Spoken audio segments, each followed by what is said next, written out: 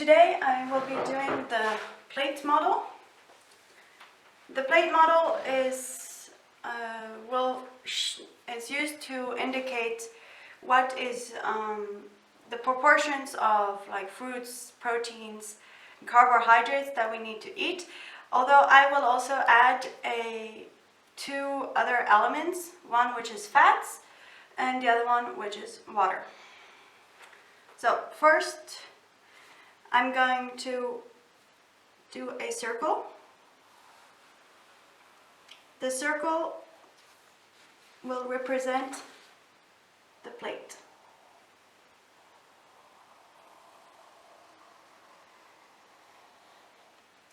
There we go. And in the middle, I will do another circle, which is a bit smaller.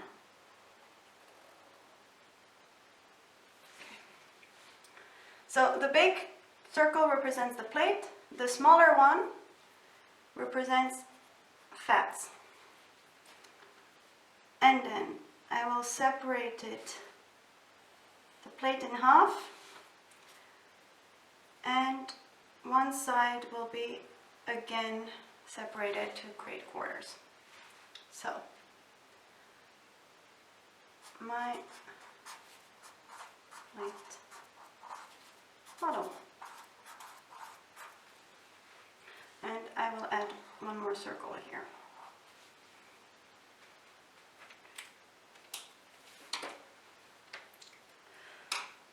So the small circle, which is outside of the plate, represents water. The half circle of the plate represents your vegetables.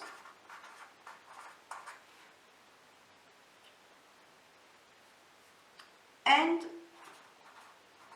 or fruits. Then you have your proteins.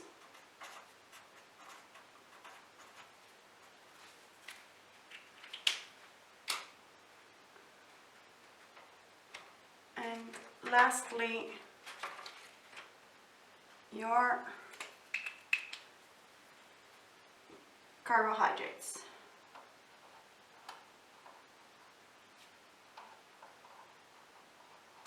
Okay, so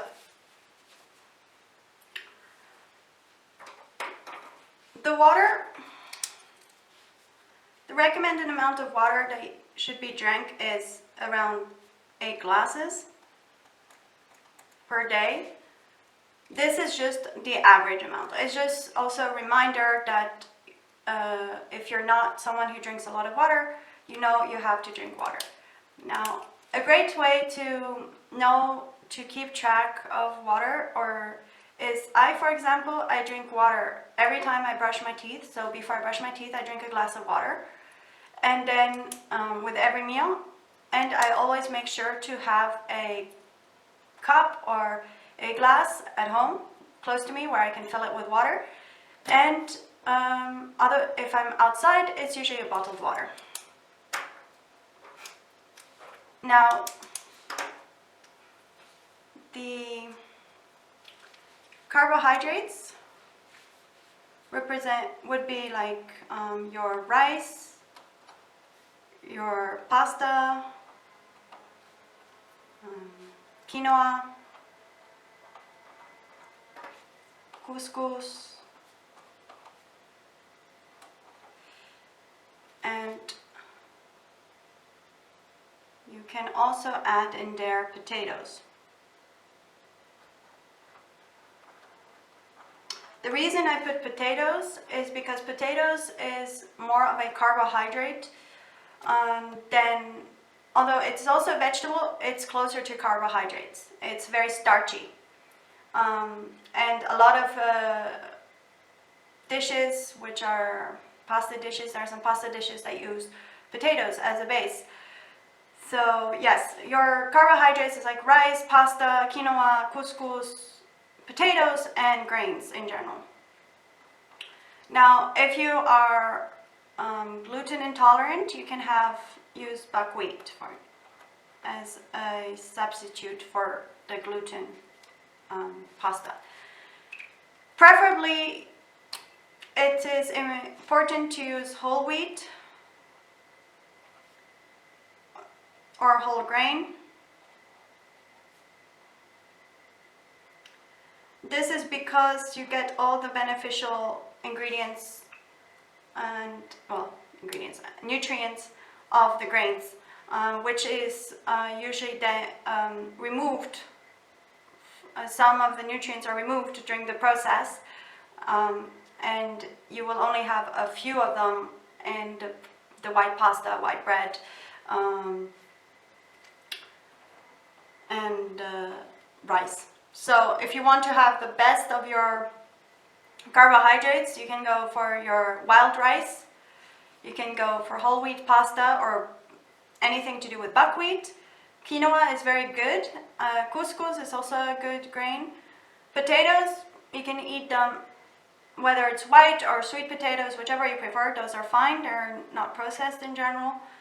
And grains, you can have different grain breads or so. And also with bread, if you don't like so much immediately whole wheat, you can start by having a mix between white and brown, or you can have a white bread with seeds, which is also very beneficial. Now, your proteins would be your meats, so red and white meat, red and white. Your fish, so the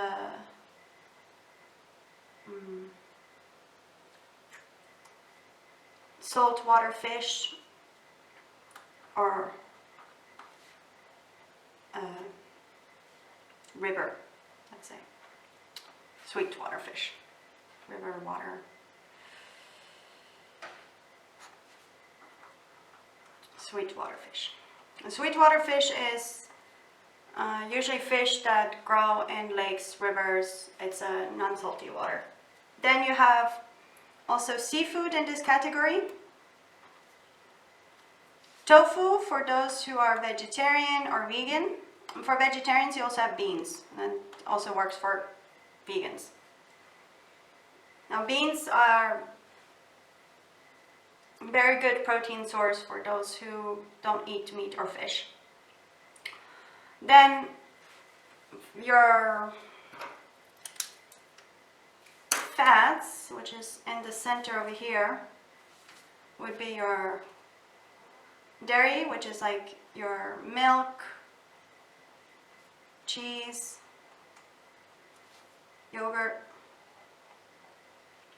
Then you also have your oils, so like olive oil, sunflower oil, canola oil, and many others. Your butter is also here. Butter is also a dairy, but it's, so you can also put it here.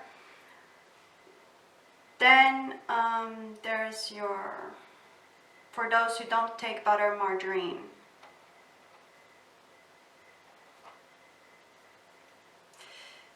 Butter substitute.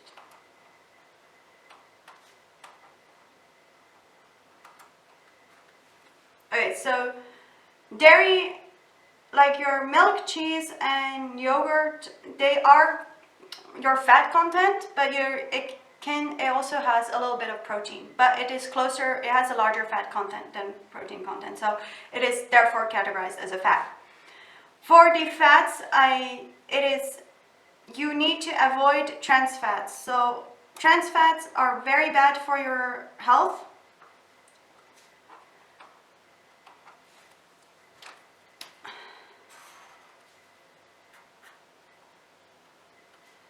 And these trans fats you find in many store-bought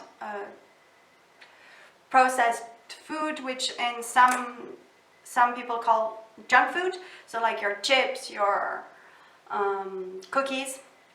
And this you can also find, you will find it usually as a hydrogenated fat. So hydrogenated fat is also very bad, and it is it's processed in such, the fat is processed in such a way so it remains solid for high temperatures also. But it is highly unhealthy, and therefore you have to avoid it. The other thing you should avoid in terms of proteins, avoid processed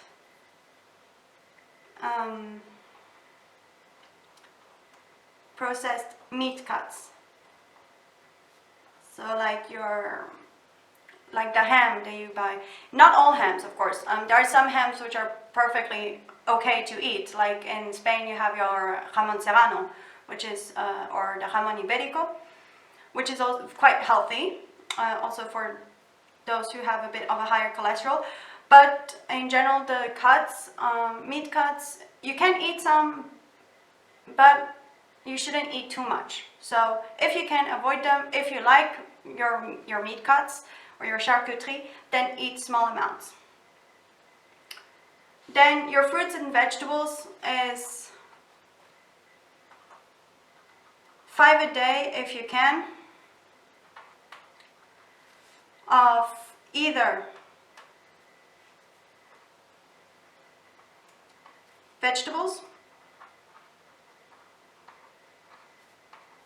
or fruits. If you cannot do 5 vegetables a day or 5 fruits a day, that is okay. You can also just do a mixture of your vegetables and fruits. The only thing is you have to make sure it is rainbow colored. By rainbow colored, I mean that you need to have your reds, your yellows, your greens, your whites. So you have beneficial of everything. And this is your plate model. Now this is very important to know, so you have an idea of how you can plate. Also in terms of fats, like for example, you do a stir fry vegetables, you do not need a lot of fat, you just need 2 tablespoons. Most proteins, when you cook meat, most of them have fat already. Use the fats that the meat provides to cook it.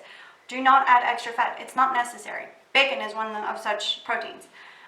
Bacon has the natural fat you can use to cook it, and you don't need to add salt because it's already salted. Most meats have salt, so be cautious with the amount of salt you put in.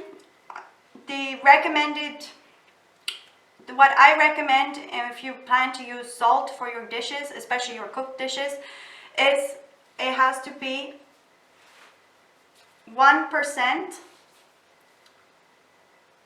of the total weight of the dish.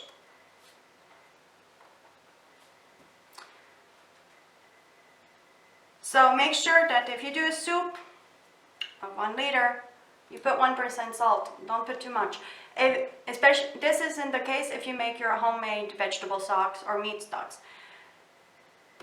If you don't make your homemade stock, and you use a cube, do not add salt. The cube will have enough salt. That is the plate model that I was mainly going to show you. And I will, from now on, when I try to make a dish or plate a dish, I will try to follow this concept. Most of my dishes tend to follow this concept, but I will make it even more so that you know exactly how it's supposed to looks like.